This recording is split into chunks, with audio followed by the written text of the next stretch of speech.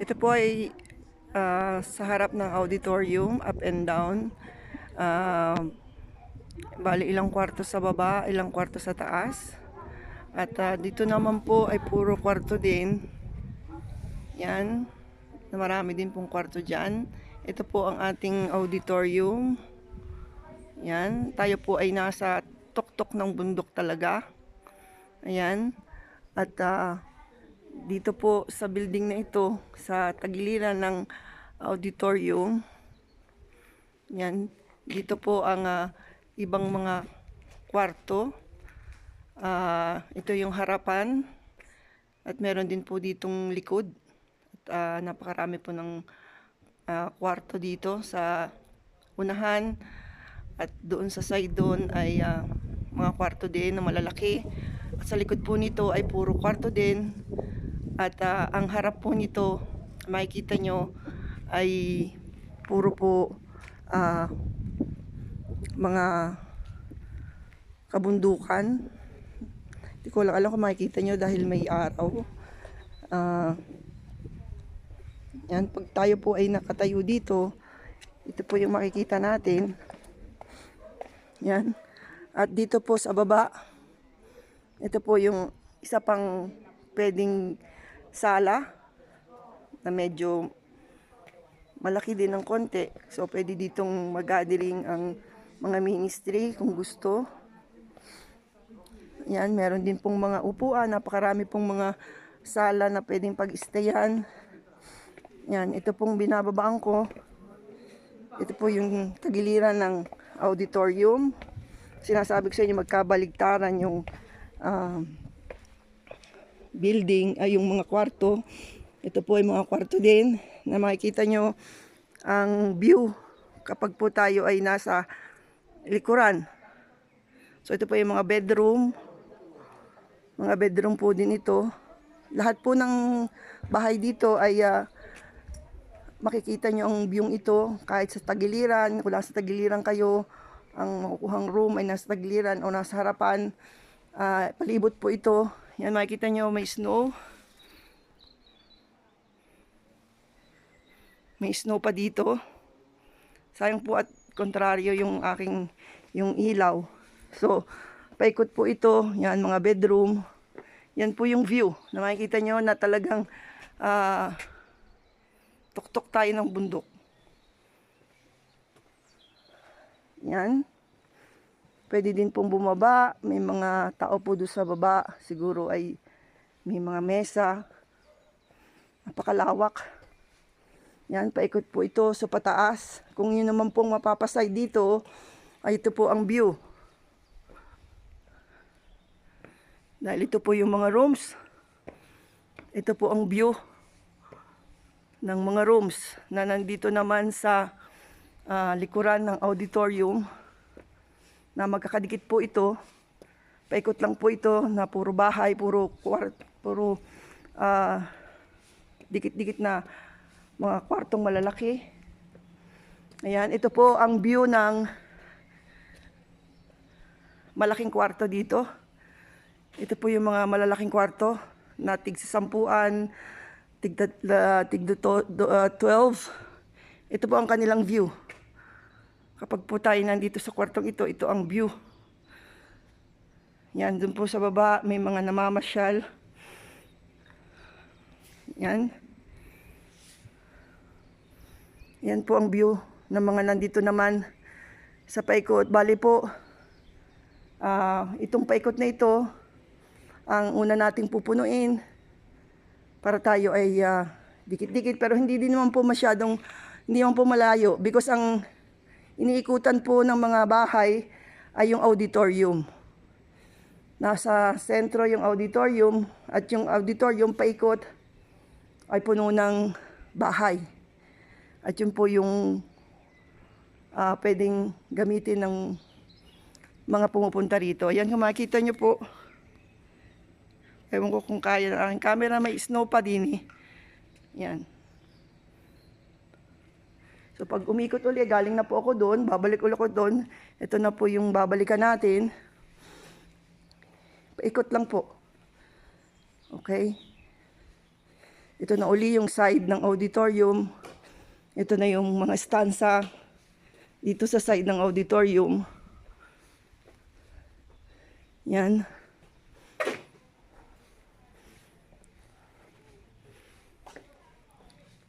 At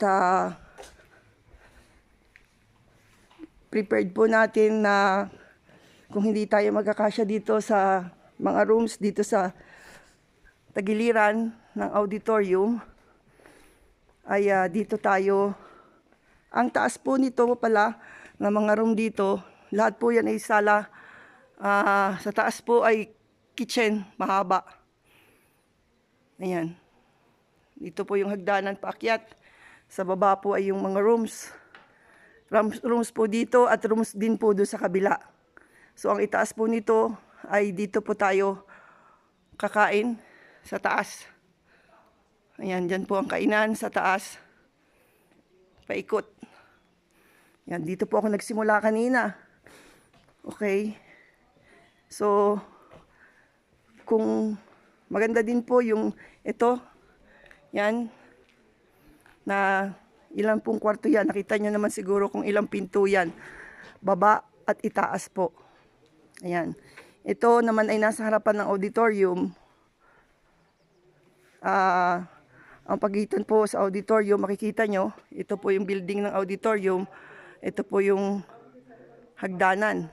So, may yung ayaw na maingay, pwede pong ito yung kunin. At ito po yung natitira na mga kwarto pa rin, na mga kwarto. Yung makita nyo yung lenyo naman siya. Kwarto din po yan. So, titingnan po natin, dahil hindi ko po dala yung listahan, kung ilan yung mga tao, ilan yung pwedeng pumasok dyan.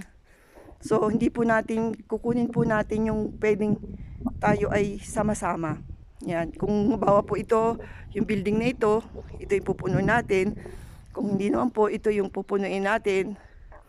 Yan. Plus po yung pinakita ko sa inyo kanina. So, I hope po nagkaroon kayo ng idea. At lahat po ay maganda. Lahat po, hindi ko man po makita ang loob dahil sarado po. Ay sinasabi ko na sa inyo na yung place po ay parang nasa tuktok puta talaga tayo ng bundok. Yan, kita nyo wala nang tataas dyan. Nandito na tayo sa taas. So napakaganda po ng place. At napaka-relaxing ng place. Iba yung hangin.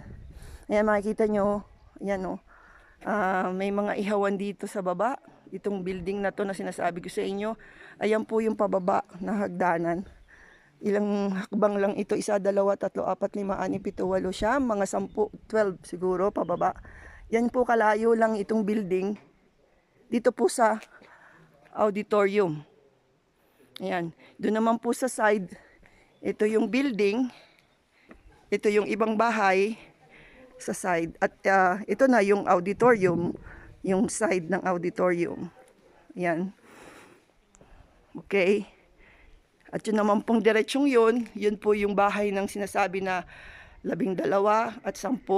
Na ito rin po yung pasukan. Dito rin po papasok. So yung mga nandito sa building na to, sa taas po ay kainan. Lahat po dito ay mayroong kwarto. At hindi ko alam kung ilan-ilan ang pwedeng pumasok dyan. Makikita po natin mamaya doon sa listahan. Sa kabila po niyan, meron din. At saka, ayun, yung malaking yun. Ito naman po yung auditorium. So, ito po yung side. Ito po yung harapan. Okay? At saka yun yung iba pang side. Lahat po ito, pati po ito, ay sakop din. Lahat ito. Yan. Ito po yung church ng Catholic Church. Kung Katoliko po ang napunta dito, ito naman po yung ginagamit nila. Pero kung Kristiyano po, may mga evangelical Christian group, ito po yung ginagamit nila. Meron din po sa baba. Kung meron naman po na hindi kalakihan, ang mga silya po dun ay mga leather. No? At marami po, siguro ang bangko ay mga 60. ang mga silya na nasa baba. Kaya lang medyo maliit sa atin kung gagamitin natin ah, kung sa baba tayo. Pero pwede pong gamitin kung gugustuhin ng mga ministries na mag-meeting o ano man. Yan, marami pong ganito. Yan, na mga chairs. Yan, kung makikita nyo, palibot po yan. Na kung mag-uusap-usap po kayo, ay napakasarap po na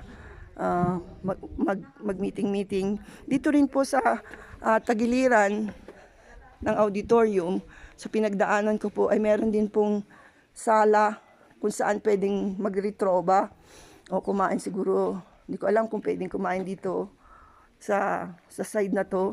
Yan, ito po yung taas nung kainan. Ito yung mga rooms na para gamitin natin. So meron po dito na pinaka angle ng mga kwarto. Ayan, nakikita nyo, may mga table siya. Yan, itong space na to. Yan, ito po yung isang kwarto. At ito yung space. Nakita nyo ng view. Pwede pong mag-stay dito. Yan. Pasensya na kayo sa akin pagsalita. Ako po hinihingal at paket baba ito. Ayan. Ito yung mga upuan. Habang nakaupo po kayo dito, ito po yung view na makikita nyo rito. Yan. Ito po. Yan. Meron mga upuan pa dito. Ilan yung upuan na yan. May mesa din. Kung magmi-meeting kayo dito, ang mga ibang ministeryo, wala pong problema, no? Na kung saan tayo mag-uusap-usap ang mga ministeryo. Ayan. So, napakalawak po. Ba't hindi natin, bagaman po, freeing bumaba. Pero siguro, hindi natin alam dahil nakita nyo, patarik po yung pababa. Pero na marami pong namamasyal sa ibaba. Okay, so napakatahimik po dito. Napakatahimik. Napakasarap na mag-stay. Ayan, ito po yung kapihan. May makineta ng kape dito sa side na ito, itong angle na ito. May banyo din po dito. Bukod sa banyo sa mga kwarto, ay may banyo rin pong sa bandang baba. Dito rin may banyo din. Kung gusto niyo mag-CR pa dito sa mga parting ito. Yan.